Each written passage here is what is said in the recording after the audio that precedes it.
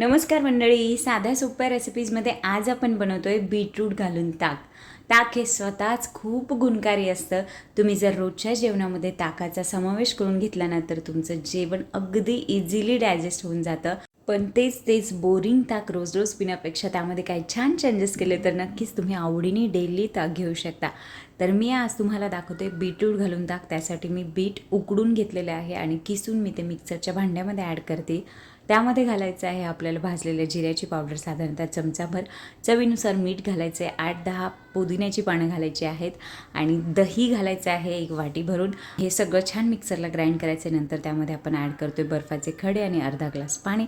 परत एकदा काही सेकंदासाठी हे ग्राइंड करून घ्या आणि आपलं बीटरूट घातलेलं अगदी यम्मी, हेल्दी, टेस्टी आणि ब्युटिफुल असं ताक तयार आहे मंडळी. नक्की बनवून बघा आणि अशाच छान छान रेसिपीसाठी माझ्या चॅनलला सबस्क्राईबसुद्धा करा. Thank you so much.